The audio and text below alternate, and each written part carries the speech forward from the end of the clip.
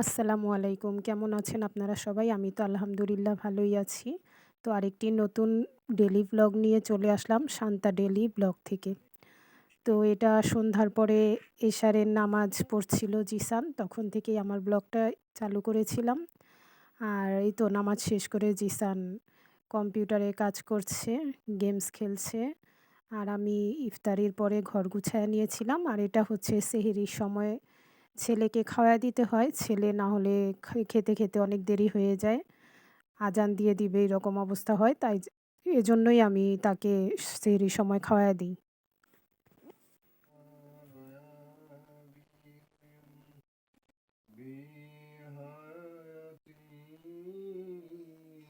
এখন বাজে সকাল ৮টা, সাড়ে ৮টা। ঘুম থেকে উঠেছি ৮টার সময়। উঠে হালকা পাতলা কিছু ঘরের কাজ সারলাম, নিজে ফ্রেশ হলাম, হয়ে চলে আসছি পাকঘরে। এখনও পাকঘরের কাজ করা হয় নাই, ধোয়া মোছা এখনও বাকি।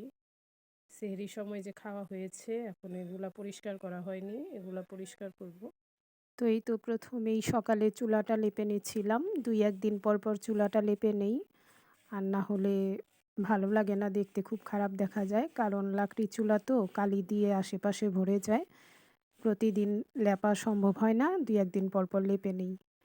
তো চুলাটা লেপে তারপর বাসন-টাসন মেজে নিব। আরও অনেক কাজ বাকি সকালে ঘুম থেকে ওঠার পরে। এই তো চুলা লেপা হয়ে গেছে। এখন বাসন মেজে নিব। থালা বাসন যা আছে সেগুলা ধুয়ে মুছে পরিষ্কার করে নিব। আর আমার চ্যানেলটি যদি ভালো লেগে থাকে অবশ্যই একটি লাইক দিয়ে আমার ভিডিওটি দেখা শুরু করবেন। স্কিপ না করে পুরো ভিডিওটি দেখবেন, আমার সাথে থাকবেন, পাশে থাকবেন।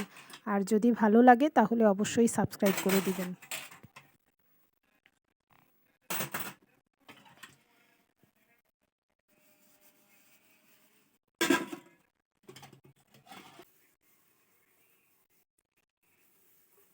তো এই তো বাসন-টাসন সব মেজে নিচ্ছি, ধুয়ে পরিষ্কার করে নিব। তারপরে কাপড় ধোয়া বাকি, আরও নানান ধরনের সকালে ঘুম থেকে উঠে অনেক ঘর গোছানো থাকে। তারপর ইফতারির যে আইটেমগুলা করব সেগুলো আস্তে আস্তে সারাদিনই একটু একটু করে রেডি করি। এইসব করতে করতেই দিনটা কেটে যায়। আর নামাজ তো পড়া হয়ই, নামাজ, রোজা, কোরআন শরীফ এগুলা তো করা হয়ই। তো এই তো ছাদে এই যে কাপড় শুকা দিয়ে দিয়েছি। সকাল সকালে কাপড় শুকা দেওয়া হয়ে গেছে। সকালে কাজটা শেষ করে কাপড় শুকা দিয়ে এখন নিচে যাব।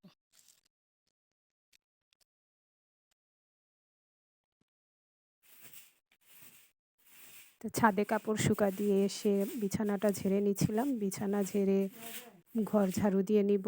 ঘর পরিষ্কার করে তারপর আরও নানান ধরনের কাজ আছে সেগুলাও সেরে নিব। ঘর মোছাও বাকি আছে, এগুলাও করতে হবে। তো এইগুলা করতে করতেই মোটামুটি দুপুরের টাইম চলে আসে। নামাজ টামাজ পড়ে আরও কিছুক্ষণ রেস্ট নেওয়া হয়, তারপরেই ইফতারি রেডি করা হয়। আর এই তো এইখানে ডাল বাটা ফ্রিজে রেখেছিলাম, ডিপ ফ্রিজে। সেটা সকালেই বের করে রেখেছি, আর না হলে বরফ ছাড়তে লেট হয়ে যাবে। আর পাকঘরের মোটামুটি সব কাজই শেষ, ঘর গোছানোও শেষ। এখন কিছুক্ষণ রেস্ট নিব। আর এই তো ছেলে সকালে ঘুম থেকে উঠে পড়তে বসে গেছে। কারেন্ট নাই, এজন্য সব কিছু অন্ধকার অন্ধকার লাগছে। ২টা ঘরই গুছায় নিয়েছি। গুছায়া-টুছায়া এখন পাকঘরে চলে যাব, আরও কিছু কাজ আছে সেগুলা করার জন্য।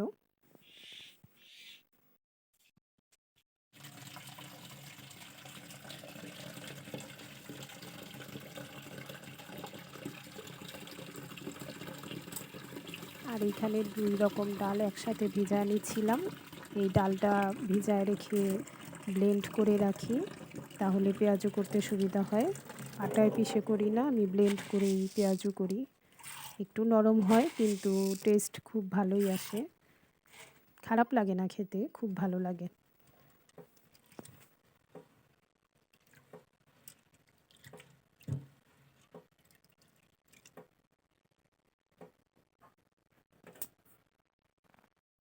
তো বিকালে ৩টা থেকেই কাজ শুরু করে দেই, পাকঘরে এসে রান্নাবান্নার কাজ। এখানে ছোলা ভুনা করে নিয়েছি, উপর দিয়ে একটু ধইনাপাতা দিয়ে দিলাম, স্মেলটা খুব ভালো আসে। আর এখানে আছে বাটা মাছ, বাটা মাছগুলা ভেজে নিচ্ছি। 5টা নিচি হয়ে যাবে সেহরির সময়। আর এই তো হামান দস্তার মধ্যে পেঁয়াজ আর কাঁচামরিচ নিয়ে নিয়েছি, এটা ভালো করে হামান দস্তায় পিষে নেব।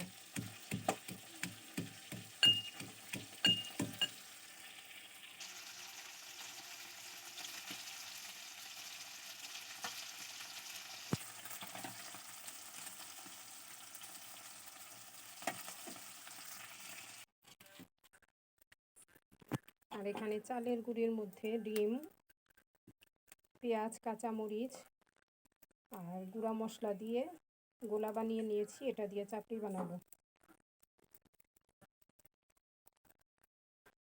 এই চাপড়িটা তেল ছাড়া হবে, খেতে খুবই ভালো লাগে আর স্বাস্থ্য। এই তো এখানে চাপড়ির গোলা দিয়ে দিয়েছিলাম, হয়ে গেছে। এখন এটা তুলে নিব। খুব সুন্দর তোলা যাচ্ছে, একদম তেল ছাড়া বানিয়েছি, তেল কিছুই দেইনি। এটা আমার জন্য বানিয়েছি, আমি ওই পেঁয়াজু এগুলো খাই না, এটাই খাবো ইফতারের সময়। পেঁয়াজু মধ্যে তেল থাকে, ডুবো তেলে ভাজা হয়, এটা স্বাস্থ্যসম্মত আমার কাছে মনে হয় না, এজন্যই আমি আলাদাভাবে চাপড়ি বানিয়ে নিয়েছি শুধুমাত্র আমার জন্য।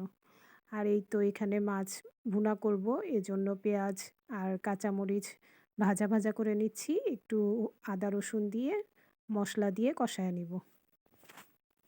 মশলা কষানো হয়ে গেলে এটার মধ্যে টমেটো দিয়ে টমেটোটা ভালো করে কষায় নিব, তারপরে হালকা ঝোল দিয়ে এই তো মাছগুলা দিয়ে দিয়েছি।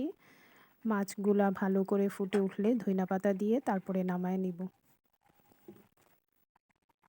মাছ রান্নার পরে এখন এখানে আখনির জন্য পেঁয়াজ আর আদা রসুন দিয়ে ভাজা করে চাল দিয়ে দিলাম। এটা হচ্ছে পোলাও চাল না, এটা হচ্ছে আতপ চাল, এখানে আওলা চালও বলে। আওলা চাল দিয়েই আখনিটা করি। এই তো ভালো করে চালটা ভাজা হয়ে গেলে এটার মধ্যে গরম পানি দিয়ে দিব। পোলাওর মতোই রান্না করি আমি এটাকে।